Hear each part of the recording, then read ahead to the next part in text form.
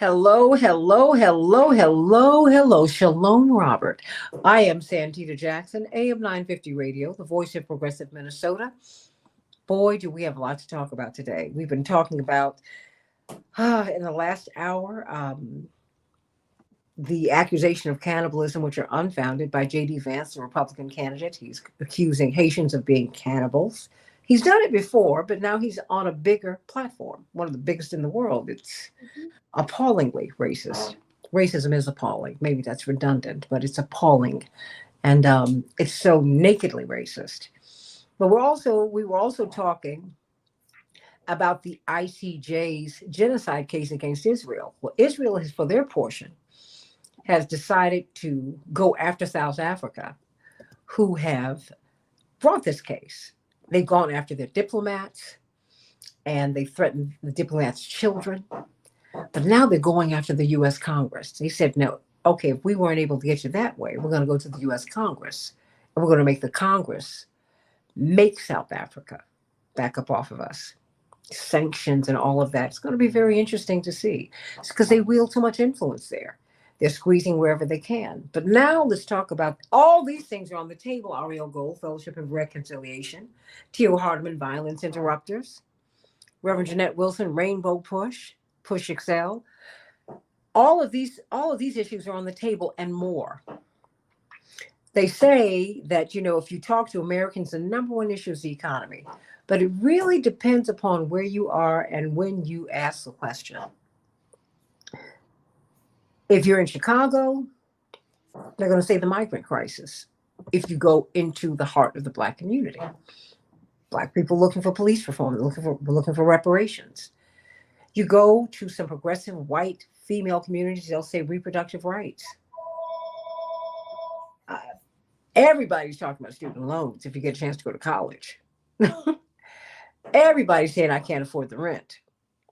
Nobody can afford to buy a house. You can just keep on going. There are a lot. Hey, Patrick Jackson. Hey, Robert. Hey, Louis Chewy. Please, everybody, like and share. Please like, thumbs up, thumbs up, thumbs up, and like and share, like and share, like and share, like and share. We're also on the Santita Jackson and Friends page on Facebook and on X at Santita J is my handle. And I want you all to let me know in the chat as you like the show. Please like, thumbs up, thumbs up, thumbs up. Let us know, Robert, thumbs up, Louis, thumbs up, Patrick, please thumbs up. What is the issue for you in 2024? What are the issues for you? Because I want to know now, because in real time, this is before the debate tonight. But when we check back in with you tomorrow, we're going to see just how well the candidates and the moderators did, Ariel and Reverend Wilson and Tio Hardeman. I mean, did they really ask the questions that you wanted to have answers to? What is most important to you? What do you need? Healthcare. The primary driver of bankruptcies in the United States still are your healthcare costs, even with insurance. The co-pays will take you out. And if you want to get well, you had better keep up with those co-pays, because if you have a big bill, you can't go back and see that doctor again. That part. We've got a lot to talk about. We've got Dr. LaShawn Latrice, who's a community psychologist. But let me just, let's move this around. Ooh, ladies first. Okay. Ariel Gold. What's going on? I will never let a preacher start first, because we will never get it started. And she is a preaching machine. Reverend Jeanette Wilson. Unmute. That's okay. I don't care if it's a Black preacher, if it's a rabbi, I don't care. I just know there's something about people getting the word. You gotta watch them. But Ariel, help me. What do you think it is or are the issues that are most pressing to Americans? What are you hearing from people? Well, let me be clear and say for myself that my primary issue is that we do not have another Donald Trump term, that we do not hand our country over again to a overt racist, fascist, and go down You that mean path. someone whose vice presidential partner says that Haitians are cannibals, like that part? Absolutely, who's spreading dangerous, dangerous racism like that. And I'll just say, as a Jewish person as well, that also links in anti-Semitism, because once you start getting into conspiracy theories, the next line that follows is, oh, the Jews brought them here to undermine the white Christian American ideal. So that's my first priority, I have to say, because there's a lot that I desire in Kamala Harris that I'm just not getting. And I'm a big fan of her and voting for her, but her militarism really deeply concerns me. Calling to promising to continue having the US be the most lethal country in the world is the exact opposite of what I want. Foreign policy is very important to me. I'd like to see weapons halted to Israel. We're not there yet. I'm going to be disappointed on that one from this candidate. I am voting for the candidate that I most want to protest. Who is going to be the most receptive to my protests? And that's going to be Kamala Harris. I am also, I think across the country, I think women are deeply concerned about bodily integrity. This issue crosses all racial and ethnicity and economic lines.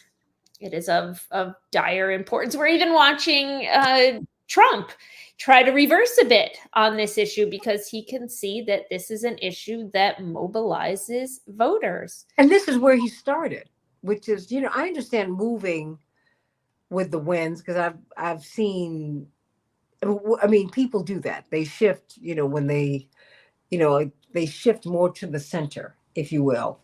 At least that's what they're told to do. I don't know if you have to do that these days, Ariel, because people's problems are not in the center. Nope. I think it's a real mistake of the Harris campaign. I think we're watching the Harris campaign do that. We're watching them get really excited about Dick Cheney voting for now. Oh my God. I can understand why Dick Cheney is voting for her. The Republican Party is not his party anymore, and Donald Trump is his favorite.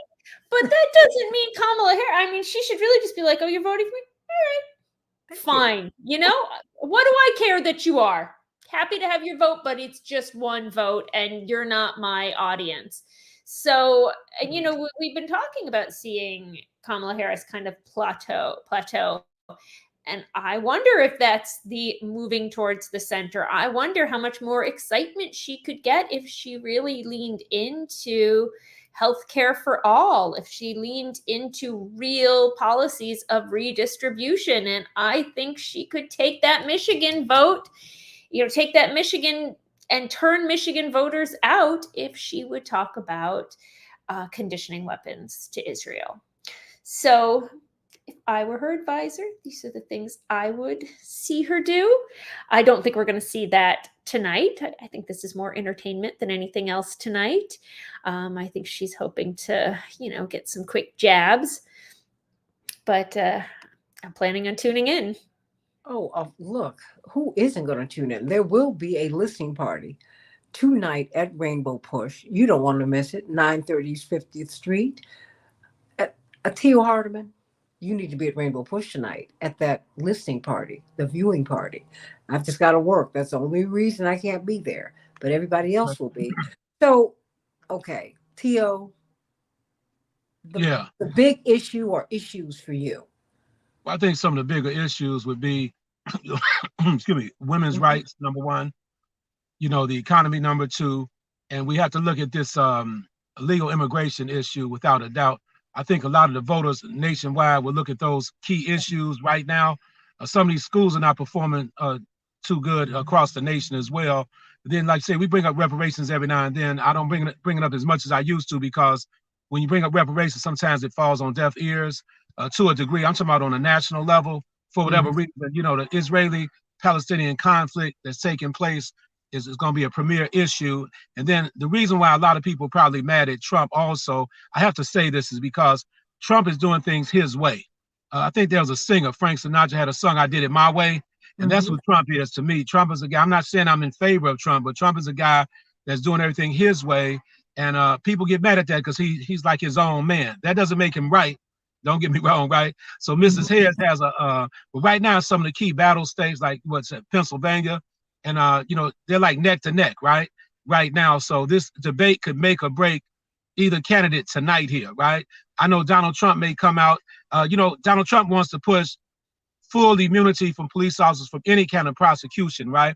So that's a key issue when you talk about police reform, police brutality. So we advocate to change, you know, the criminal justice system to a degree. So those are some of the key, it's coming down to the nitty gritty now. And these key issues will be examined by everybody. And then the people in the United States will make a choice then. But what's key, a woman should have a right to choose for herself. And that's for real. That's a serious right that a woman should have.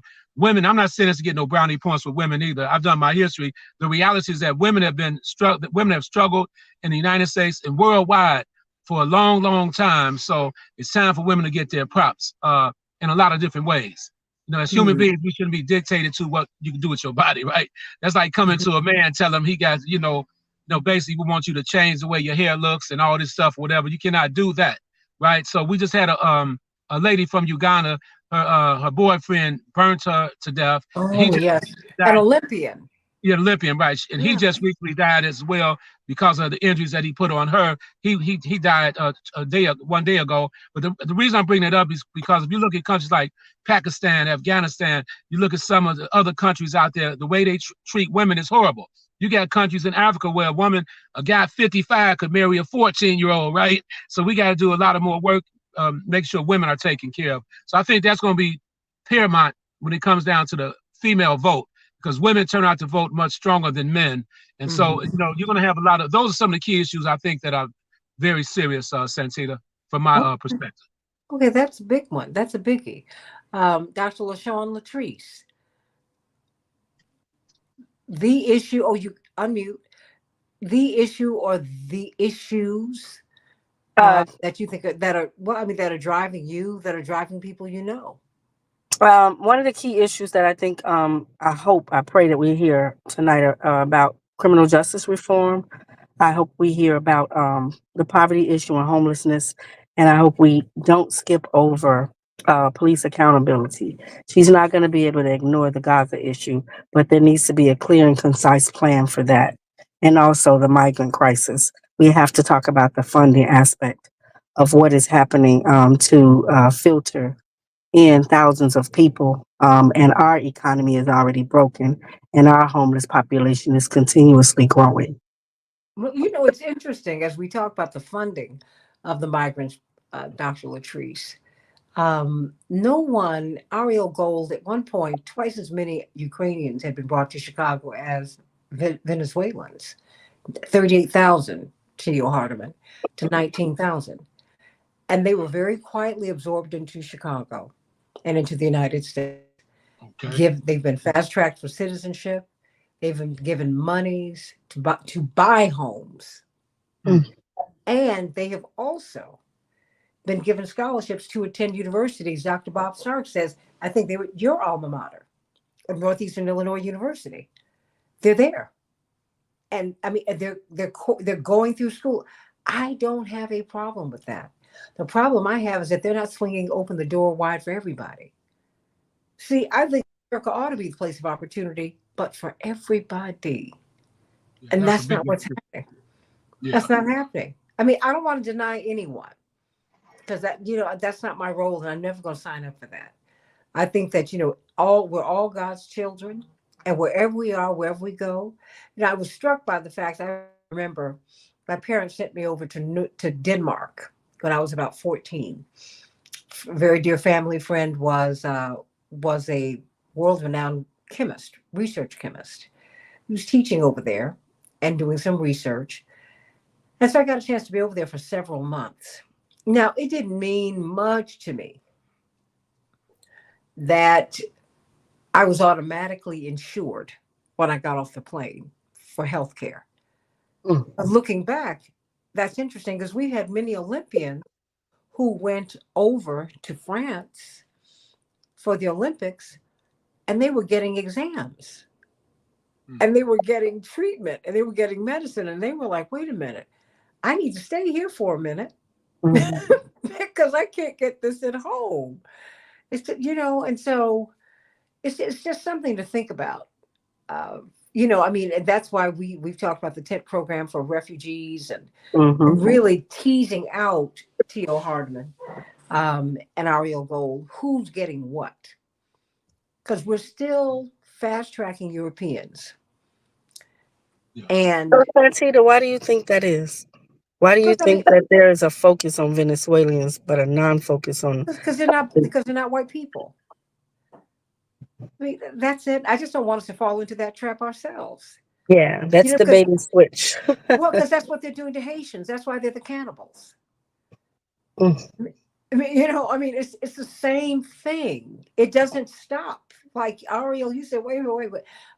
Standing in line with my mother, I got all these stories. Christmas, my mother and I used to go shopping until I was 12. Because after that, my mother said, no more no more Christmas presents for you. It's Jesus' birthday. It's a religious holiday. You've had your fun. Plus, you get what you need and want. Most of what you want during the year. Okay. But we would still go shopping. And we used to shop out at River Oaks. Remember that? Wonderful mall. And at Marshall Fields, they had this Ariel, beautiful linen cloth. And we used to get these wonderful meals. And it was just great. It was great. Eggnog. It was great. T.O. Hardeman, he doesn't care about any of that. He's like, whatever.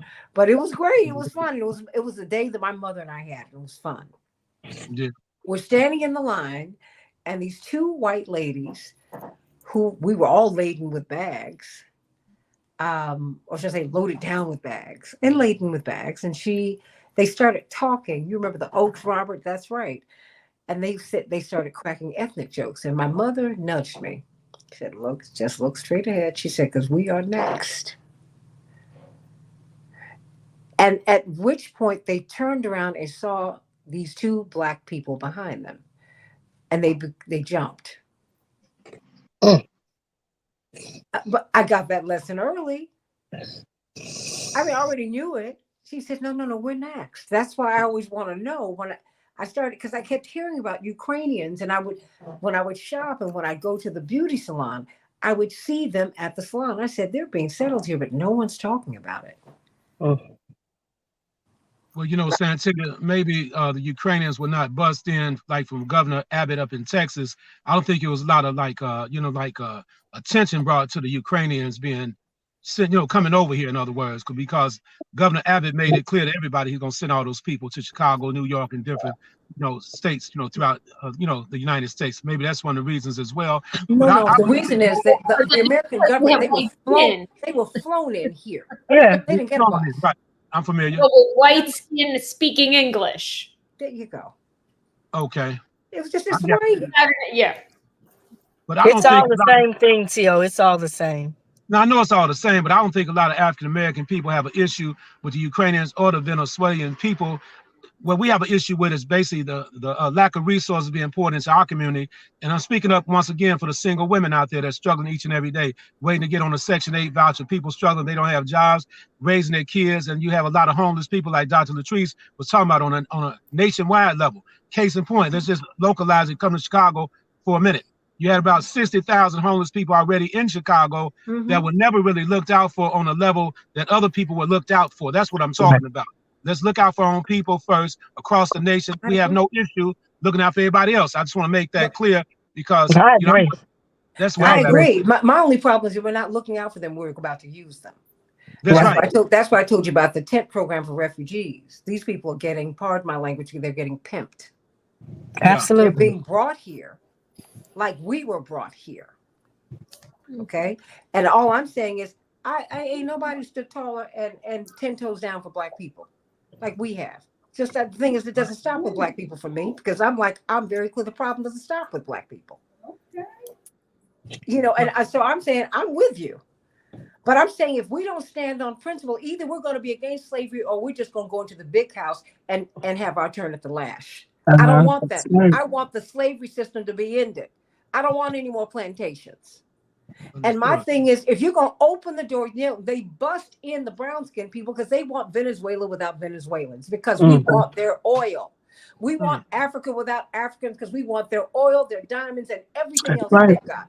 That's what they're doing. They're trying to push these people out of their countries so they can come here, work for nothing, and we can steal their oil and their resources out from underneath them. That's all that this is about. I'm just asking us to be clear on the game, Tio.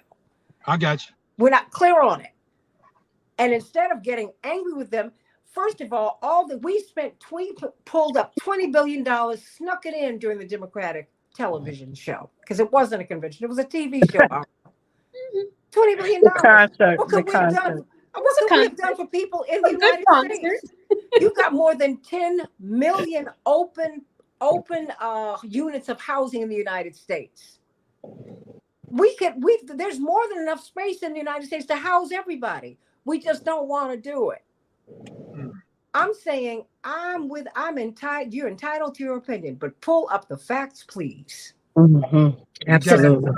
Because I'm always wanting to know what is the game. Well, right now, I'm clear that we were brought here on a game. Black people were on international policy. It was a game.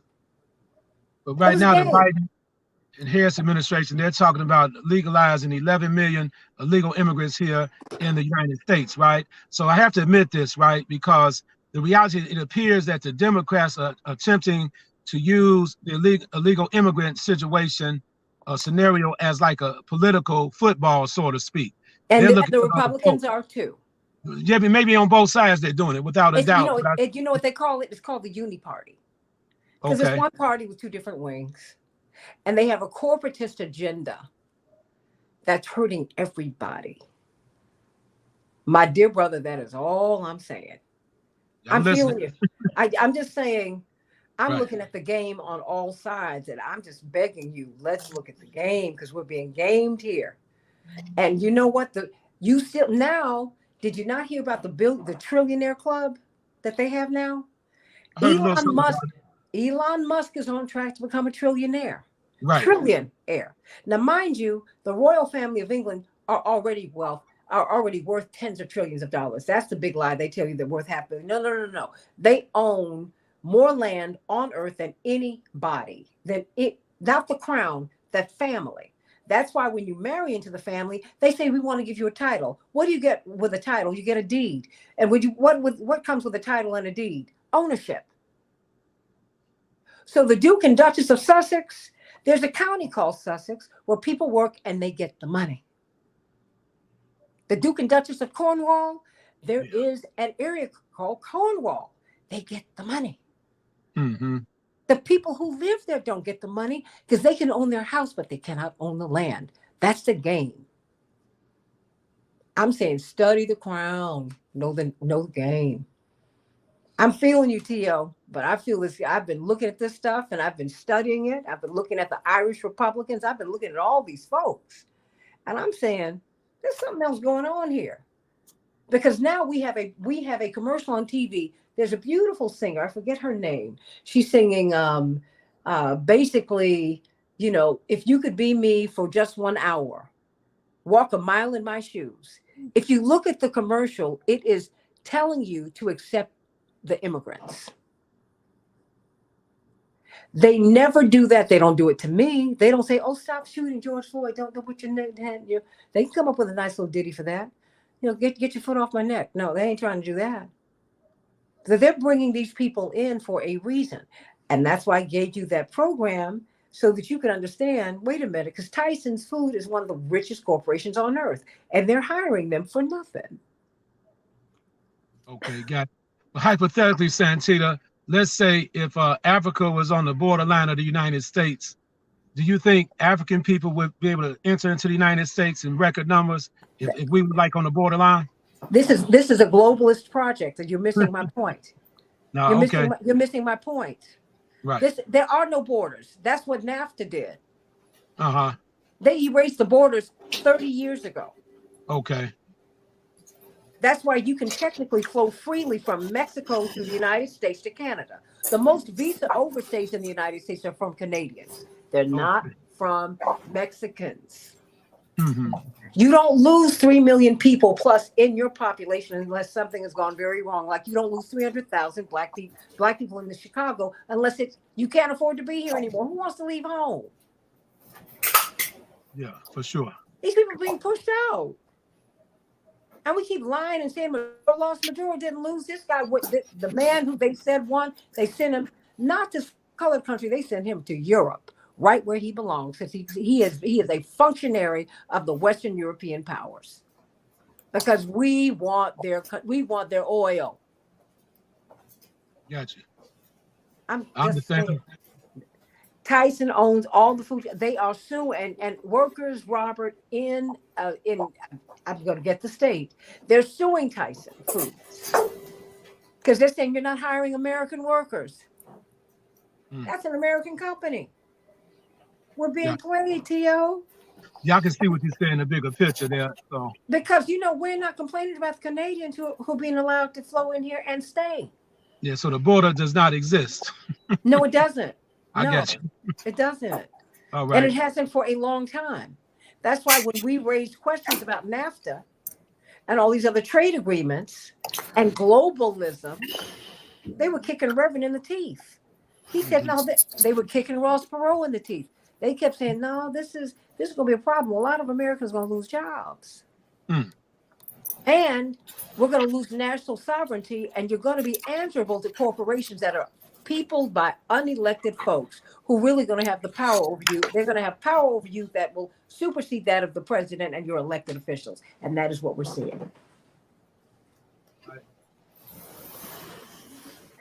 Okay, Reverend Jeanette Wilson, I keep on going. It's greed. You're right, Patrick. It's greed. I'm just saying, I just want to know that the game. I'm tired. I want to see the table. I'm tired of being on the menu, Tio. Tired. Well, I think that we have to focus. We have to have a bifocal lens on how we function in this country. There is right now, we're in this middle of a political movement that we have to engage in on a permanent basis. We can't just vote in November, or if you early vote in October, and then wait till the next election. So we have to look, as we look at the candidates, president, all down ballot, Congress, Senate, U.S. Congress, U.S. Senate. We have to start teaching ourselves and others what powers each of these offices hold. The president has tremendous executive powers. We've not pushed our last several presidents for the issues that we want. Some things you can do by executive order that you cannot wait for Congress, or if you don't control the House and the Senate, it won't pass. So you do what will last while you're in office for 4 years. On the other hand, we have to stop just voting for a president, get to vote for a Congress that has the same views. We have not gotten reparations because we don't have the ability to, we have not focused on a bipartisan ability to move the House and the Senate to deal with reparations. We ask people to sign on in principle. We need to have them sign on in fact.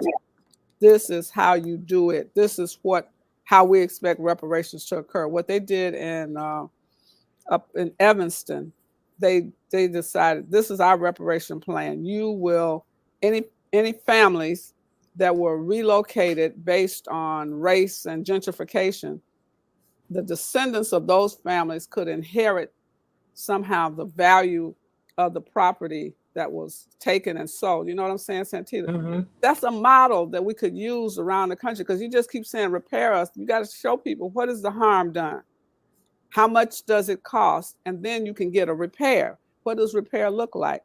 At Georgetown, they started looking at how many students in the area were Black students who applied for those schools, applied to go to that college, were forbidden because of race. I mean, you got to figure out, there's got to be a plan. Reparations takes many forms. So I think that in the election, we should be voicing in this election our policy concerns. criminal justice reform. We keep fighting for the George Floyd Act. It has to happen this time.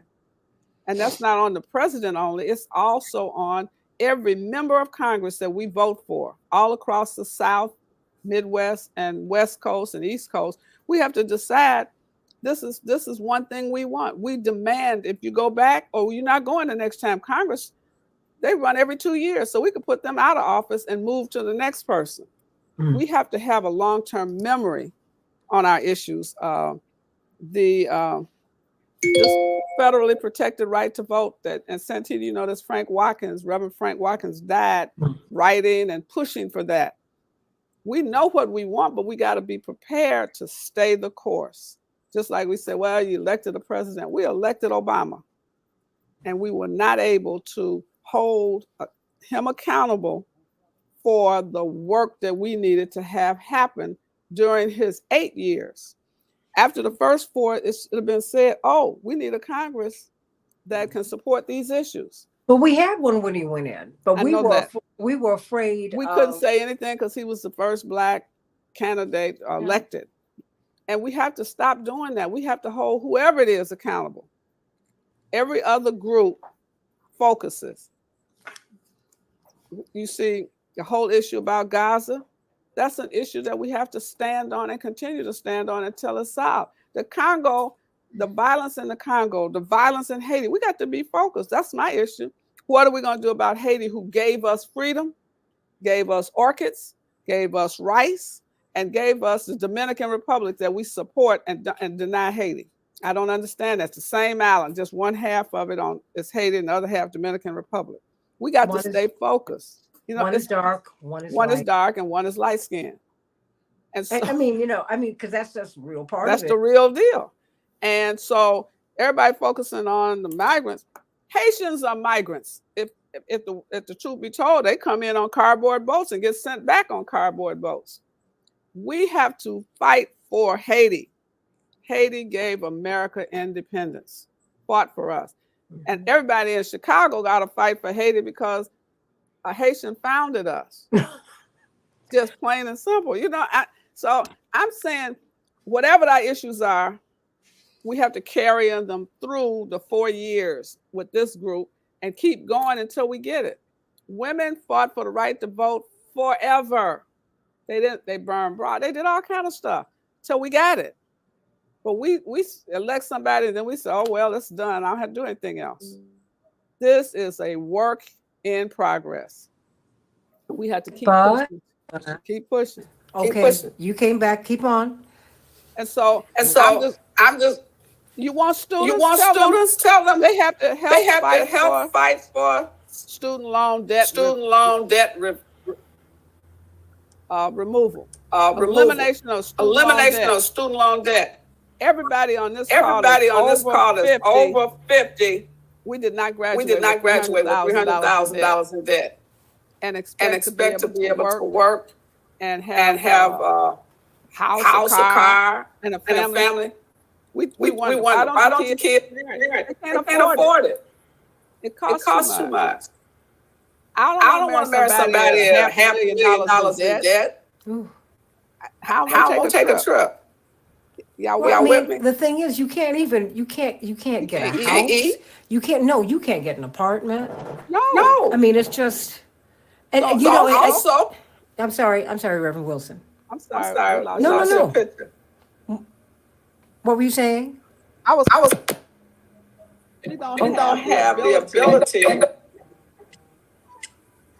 to have students not just students. Where in the world gotta work to pay rent and support. Well, I think that's why having this conversation, I think your mic might be attached to your headphones. No, I took them off. Oh, okay. All right. Okay. No, because it was you were going in and out. But I think, I don't want us to buy into a lot of these, it's a funny thing, Tio, and Dr. Latrice and Ariel Golden, Reverend Dr. Wilson. you know, we trust and then we don't trust. That is, we don't trust our oppressor, but then they'll give us certain messages that we do trust. And I think we got to watch that. Because I mean, when I look at, that's why I think, I mean, I have looked at this migrant crisis because I also know the 13th, 14th, and 15th Amendments freed us from slavery conditionally, gave us citizenship because we were illegals. Remember, they wanted to send us to Liberia. They wanted to get us out of here. So there was a debate over whether or not we were citizens, Tio. Yeah, I mean, so- and we've been here 200 years building this place. You know, I mean, and with a lot of these, and with a lot of the so, that's why I have a hard time calling them illegals, because a lot of these folks, this is where they lived until we conquered them and pushed them back across the line. When you go to the border towns in Texas and Arizona, they go back and forth between Mexico like it's nothing. Well, the other just on the legal point, you are illegal and defined by the country that you're in. Pick up a law. These people, what have they done other than here? We decide legal is illegal. And it depends on Do you know what? I think you'll have to put your headphones back on because you're going in and out. Yeah. I want Tio to respond to you. Oh, yeah. Okay, hold on. I want her to finish her thought, and then I want you to respond, Tio, because I know this is on your heart, and I'm not here to beat you down. I'm here to lift you up, and you're on and every Sunday morning. What time? Yeah, WVON every Sunday, 6 a.m. to 7 a.m. From every Sunday morning, 6 a.m. Can y'all? I can hear you now. From 6 a.m. to 7 a.m. Yes. So that's WVON.com. I just want everyone to know. And then right after that, you go to Keep Hope Alive with Reverend Jesse Jackson. There you go. Hello. I'm glad we're clicking. But Reverend Wilson, you were saying? Well, I'm just saying. That's it. We have to make sure that who we vote for and what we vote for is maintained out their term of office and beyond. We get what we ask for. If we want criminal justice reform, George Floyd Act, we have to fight to get that, make it happen. That means pushing the president, pushing the Congress, pushing the... Your microphone went down? Pushing the Congress, pushing the state reps, U.S. senators, pushing everybody until we get what we want. Either we're going to get it state by state or we're going to get it federally. We must fight for a peace in the Middle East, which is Gaza and Jerusalem, which is on the continent of Africa. They just keep changing the names of stuff. So we got to fight for that. Those are our people. We really are them and they are us. These are not some people that are not of African descent. We got to fight for the Congo. We want peace in the Congo and we want economic justice in Sudan. We have countries that people are living in droughted conditions and we're doing and saying nothing in terms of our foreign policy. I don't want all the money to go to Ukraine and not go to the Congo, not go to Sudan, and not go to Haiti. We can stop the violence in Haiti. We can. Money as we spent supporting Ukraine, and I'm not opposed to the support, but I'm saying you got to. We could do the same thing in Gaza. We could stop the violence. We have the military power. We also have the ability to.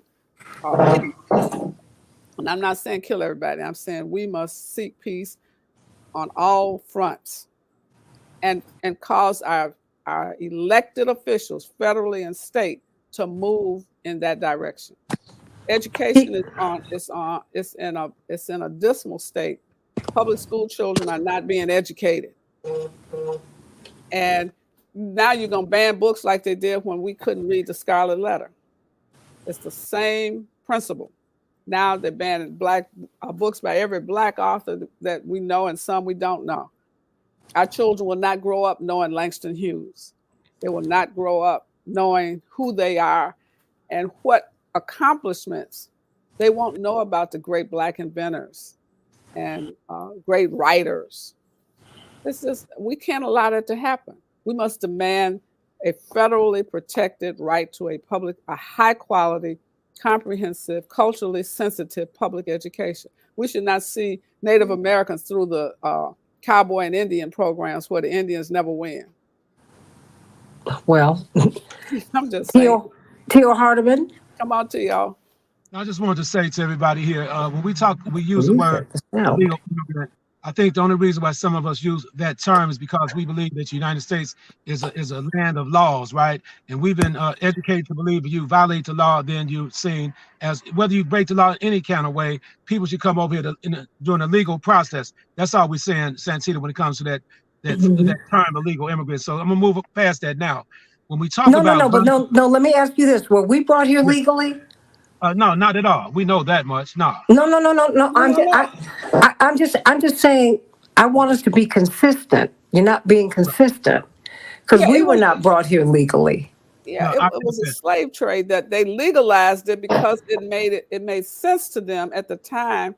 Slavery was the law of the land.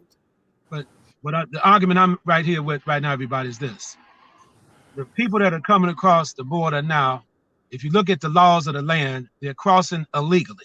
No, they're not. No, they're not crossing. They're being brought here, T.O.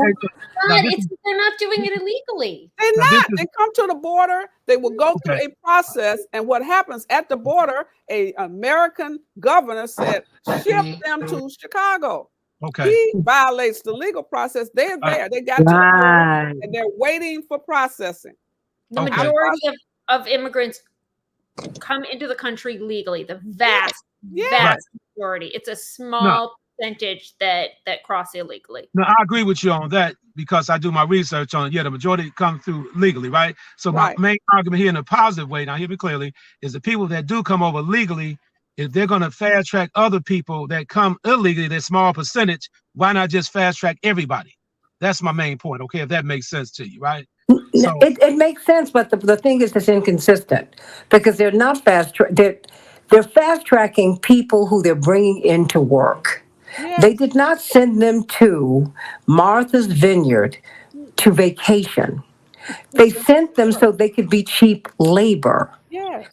They brought them here, but they brought them to Chicago because Chicago is an anomaly in Illinois. Illinois is farmland. They're turning Detroit into farmland because they're not making cars there anymore. So they're bringing people into this part of the country to go to work. Santita, I'm sorry. They're pushing them into the building trades because they have skills. They're not coming here with not being skilled. They're pushing them into skilled trades so that they can have workers to work in these major cities and stuff. This is no, that's fine. I mean, just a conversation. That's what we're here to talk about to get all the facts out of here. Okay, but let me shift just for a second, if you don't mind.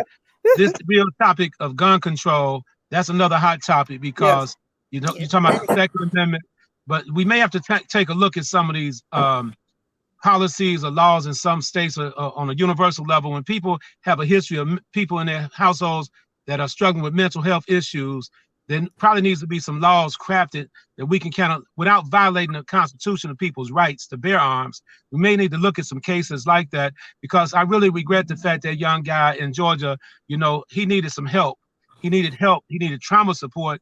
Instead, his father, you know, purchased a gun for him. I talked about it a few radio shows a couple of days ago, but the reality is we need to look at that so we can prevent the next mass shooting from taking place, because there was definitely a history of issues in his family and other mass shooters' families as well, not just him. So therefore, this young 14-year-old will be gone for the rest of his life because of his actions, and he never received any trauma support. That's where the extended family kicks in. So Mr. Harry and Donald Trump, they have to really hit a home run when it comes down to dealing with this gun issue. I think that's going to be another hot topic, okay? Let's be clear, though. The Second Amendment says nothing about the right to own a weapon of mass destruction. It does not. That was written a long time ago. It was applying to some muskets in the context of time when we had slavery and all kinds of stuff that we said, oh, you know, that was a bad plan. There is no right to carry weapons of mass destruction. I don't think people need automatic anywhere in the world, but the words belong in the military. Yeah. And we have to be clear on that. And I think, and I don't know what you think about this, T.O., parents need to be held accountable for the acts of their children. Right. If I buy a gun and my child goes and kills somebody or shoots somebody with that gun, I should go to jail with my child. That's what happened to this father here in Georgia now. Yes. And I agree with everybody. Let me make that clear as well. I don't believe no citizen should have an automatic weapon. I just don't believe that. No AK-47, no Dracos. The Constitution was written, like, say, many, a couple of centuries ago, whatever the case may be. And I definitely agree with you all with that, all right? But I just think that gun control issue is going to be a serious topic. A big issue. You can win or lose based on where you stand with the gun rights, because you have a strong lobby with the gun rights people here in the United States. And that's the thing that we need to look at, these lobbyists, how they control these politicians. That's something we have to deal with, because you got a lobbyist that has a greater voice with a politician because they helped them get elected. So now they're pushing the gun rights because that benefits the gun industry. Well, see, Trump will probably defeat Mrs. Harris on the gun right topic. I believe that to be true. Why? Because he stands. Well, Donald Trump is like a old school John Wayne type of figure, so to speak, with a lot of people. That man, that manly image type of guy that's going to defend the country by any means necessary. I mean, that's the image that he portrays, right? So that's the reason why I made that comment. I'm not saying it's the right way to go, but I just believe more people would favor Trump when it comes down to protecting that Second Amendment. And I agree with what's your name, Ariel, right? Ariel, when she talked about the Constitution being written, we need to just modify, well, we might not be able to modify, the Second Amendment, whatever the case may be, but you can amend the Constitution. It just takes a significant vote of the Congress. Because these mass shooters, a lot of them have the same profile. They come from disturbed families, and they go out and they kill a lot of people. It's the same profile. It's consistent, right? So we have to work harder to kind of prevent the next mass shooting. And they're not all been classified as mentally ill. They are people who have an ideology that suggests that if I don't like something, I can remove that individual from life, existence. I mean, because mentally ill people, they are in padded rooms because they hurt themselves. Angry people hurt other people. See, the biggest lie they've got going is that these people are mentally ill, because it also gives them, and there's something called evil. Is evil and wickedness. This boy, Colt Gray, came from a family. His parents had been evicted. His father got his mother hooked on drugs. There was domestic violence. That's a lot. The father had been treated violently by his family. There is a chain of cruelty in that family, and it's manifested most horrifically in their child. That's what I'm talking about. Yeah. And that's why I'm saying I think we've got to but that's why I'm very precise. I split these hairs, but Dr. LaShawn Latrice, we haven't heard from you for a minute, because you're a psychologist, because I'm like, if mentally ill people hurt other people, first thing you do is put them in cuffs. No, first thing you do is wrap their arms around themselves so they don't hurt themselves. Yeah, and I think I was listening to what Reverend Dr. Jeanette was saying, and I agree totally with her. In order to really effect change, we have to go across the board. We have to be consistent. We can't just vote in one election. We have to be concerned about all political entities and understand what their roles are, what the value of their positions are, and how we can push their momentum a certain way. Like she said, in order to get reparations, we have to look at the entire thing and tell people what reparations look like for us. I was having this conversation, what you were talking about, the 10 City last night with my family. And we were talking about this 10 City program, and they really were blown away by it, number one. But secondly, to know that there was this large amount of Ukrainians that no one ever focuses on. But then one of the people that I was talking to, they said, you know what, you're right. I was talking to someone at my job, and they were hired, and they were only here from Ukraine for the last year, but they came with their entire family. They were placed in positions, and they were given, school and things like that. And he said, as they were telling him, he was thinking, wow, when did they come here? How did they come here? And they were explaining like it wasn't a rough road for them.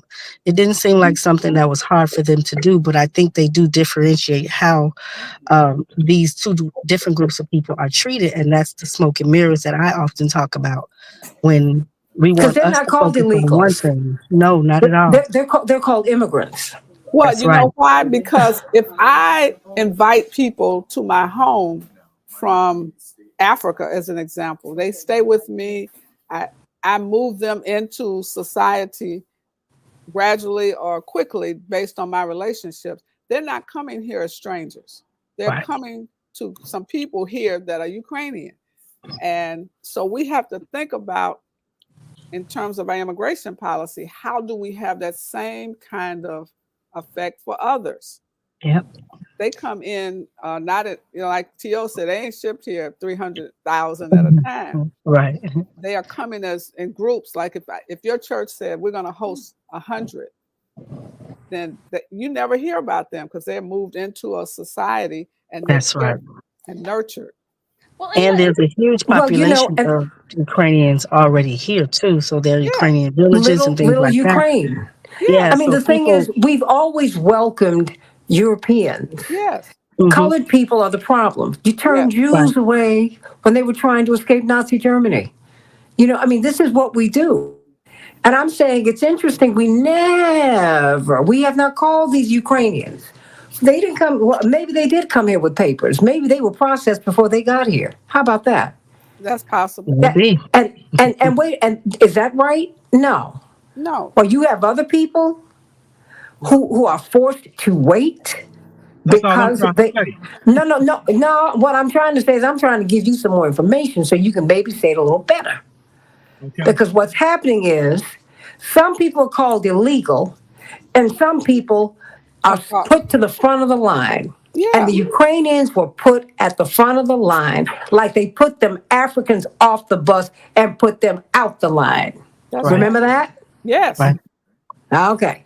I'm saying let's not forget that part. And sent the Haitians back in cardboard boats. Get your butt back to Haiti in this cardboard. Yes. Because they're illegal. But the Cubans, the light-skinned Cubans, they're welcome. Yeah. And New York Times did a very interesting study. It's not a study, a story on a light skin.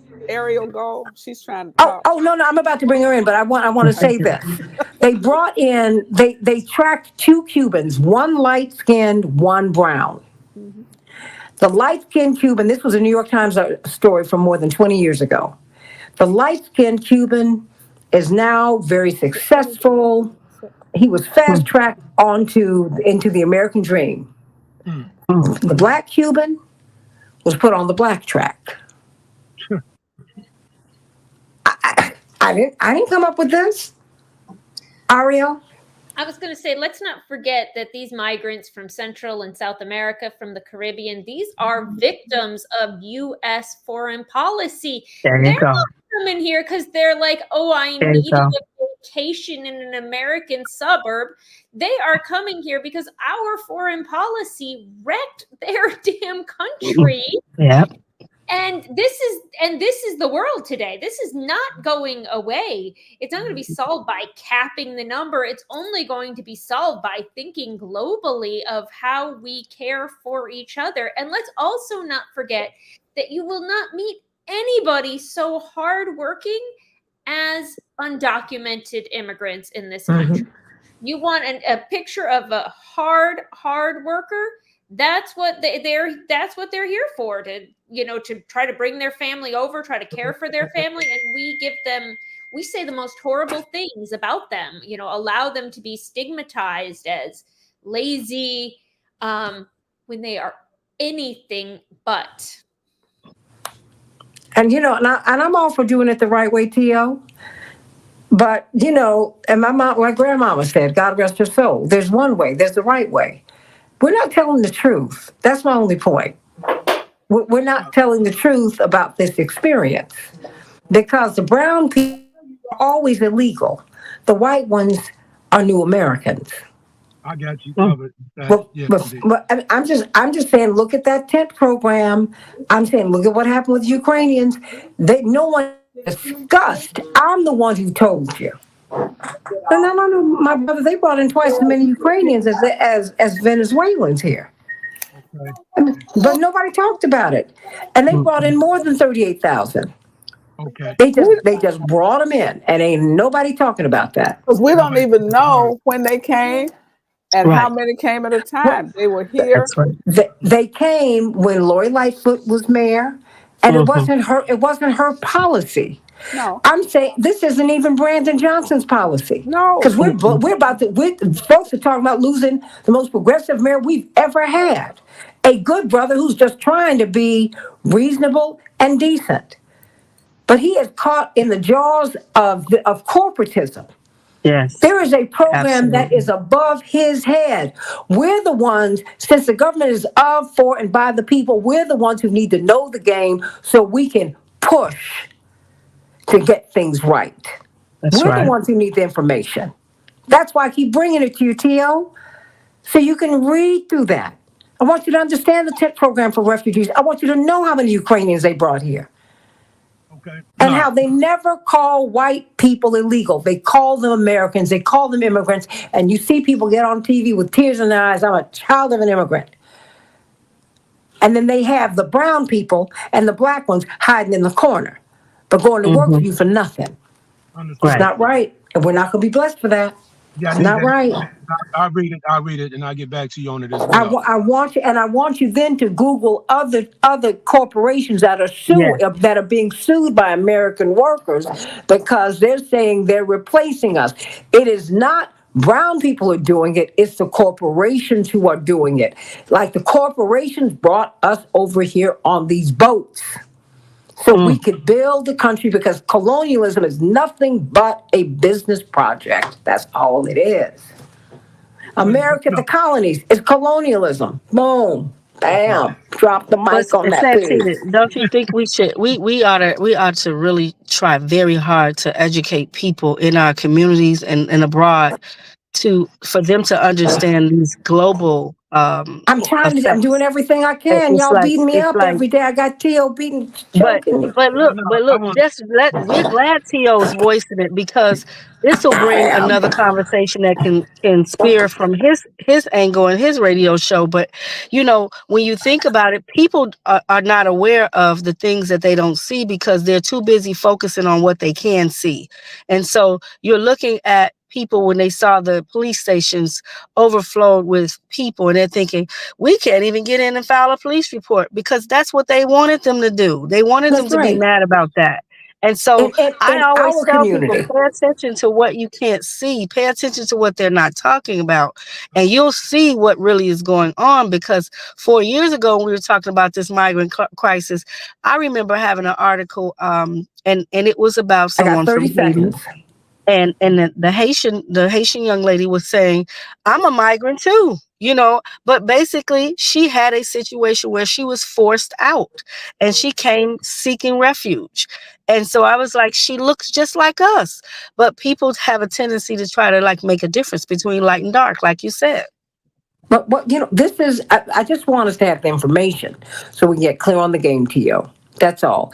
I'm hearing you. Because now suddenly a system that has always disadvantaged us, we want the system to work. This illegal, this stuff ain't never been, the system has never treated us fairly. And suddenly we're law and order. Are you for real? No,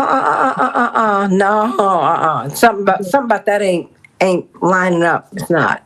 I love you, everybody. Let us know what you think about the debate. I love you, love you, love you. We're going to talk about the issue with T.O. and Dr. LaShawn, Latrice, and Ariel, and Reverend Wilson, and a whole lot of people. Next week, I promise you, we're going to talk about it. We're going to take this stuff apart, T.O. We're going to do it. And I'm going to send you more and more articles, and you're going to do your own research about these programs where they're bringing these people in. I love you. AM 950 Radio, everybody. The Santita.